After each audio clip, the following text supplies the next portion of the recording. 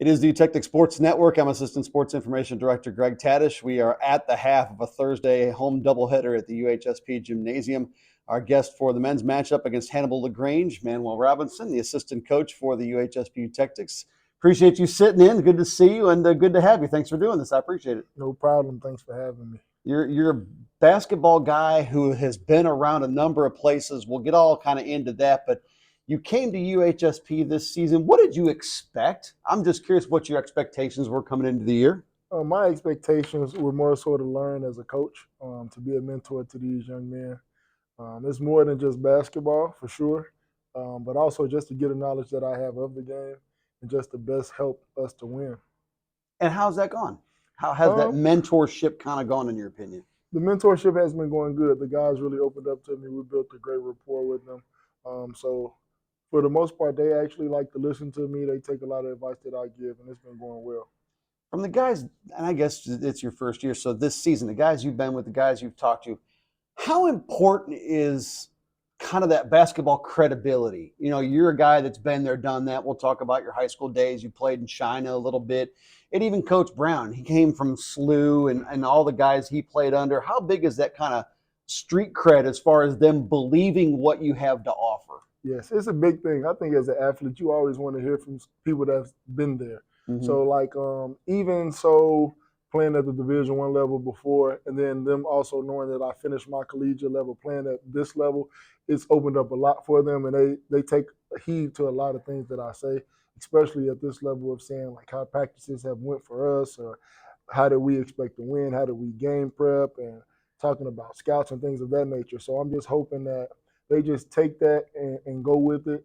But street cred it's a big thing in basketball for sure. You came from, at least played in Chicago, Illinois. I don't know if you were born and raised in Chicago or whatnot, were you? Okay, yes. Cool. I know you played overseas in China. You coached a little bit at East St. Louis, yes, from what I remember. Yes. How has this kind of jived with, and you won 2 state titles in high school, by the way. Yes. How has this year jived as far as the basketball success you've had? Because the season hasn't gone to the level of what you've experienced high school, collegiately, and professionally for you. Correct. Like I said, it's a learning experience. Even though we've lost some games this year, it's also built me up as a coach of how to deal with losing, especially at this level. Learning how to adjust to the guys, learning how to game plan better.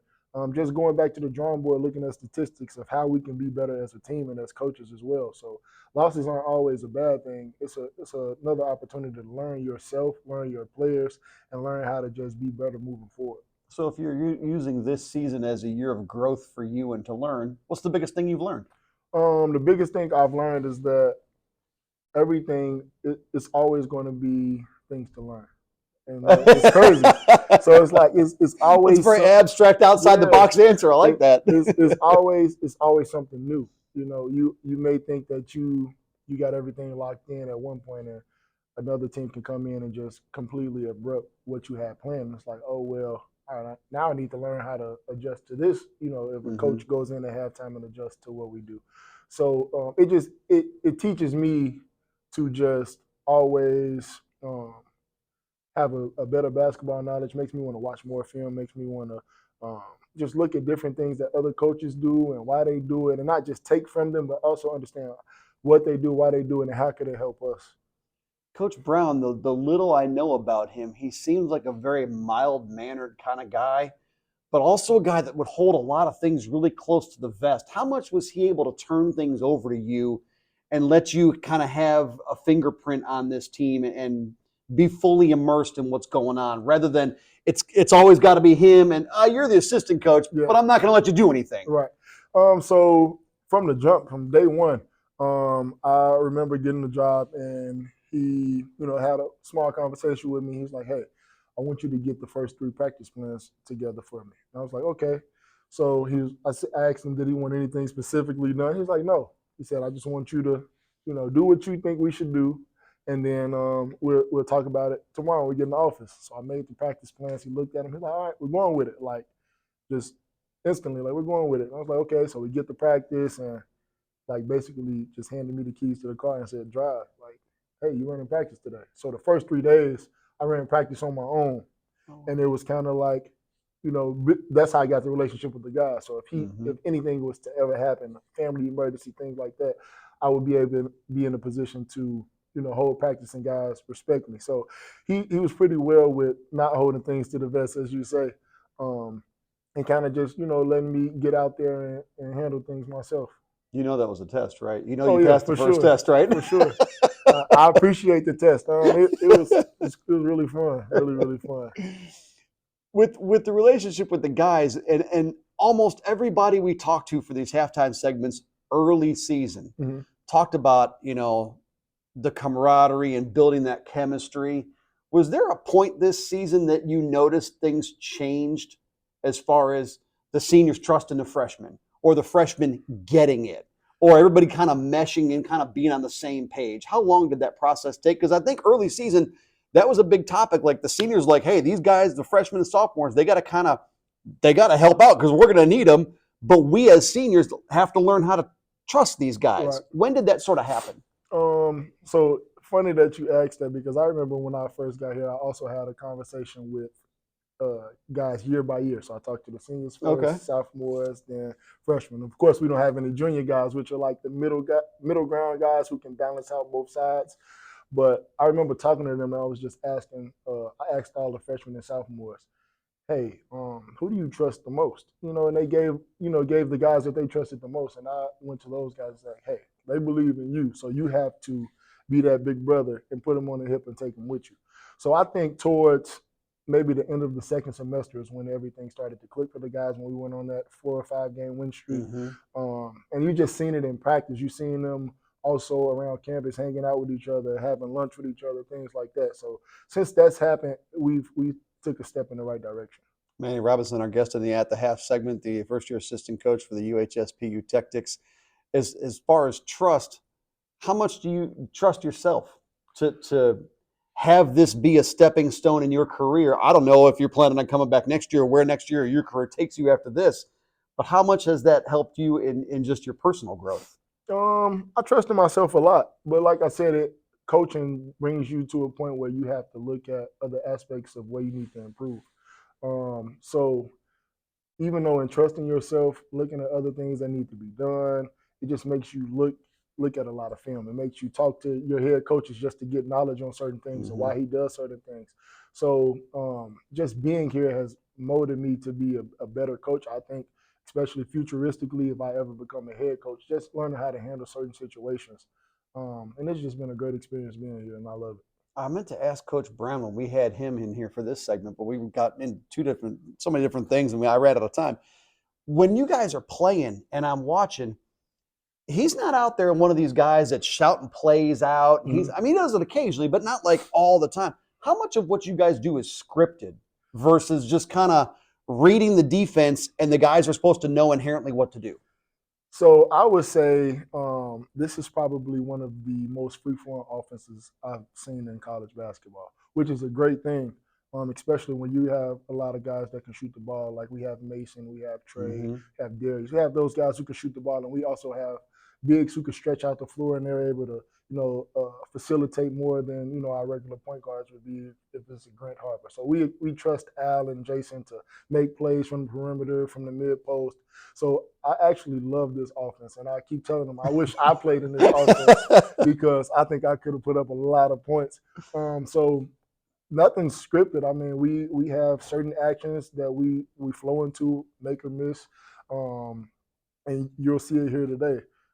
It's free flowing. So you get your shots out of certain actions. We rarely have any rules, Hmm. so it's pretty good. One of the plays he does call out. Can you let the cat out of the bag and tell me what 500 is? Because he calls that all the time, and I don't know what it is.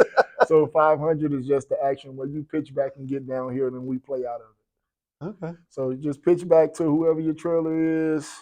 They get downhill. If they don't have anything, they kick back out to the wings, and hey, we just we go from there. But he'll call plays here and there, so you'll only hear him call 500 at the beginning of a shot clock, and you'll hear him call a play called blast at the end of the shot clock. So it's just things that are quick hitters. Like if we can get a quick shot in, that's going to be it's going to help us.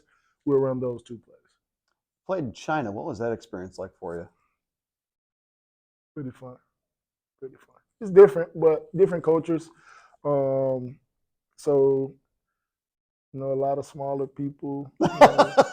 You're talking stature Yeah, wise? Yeah. you're 6'7" and they 5'2". Oh, wow.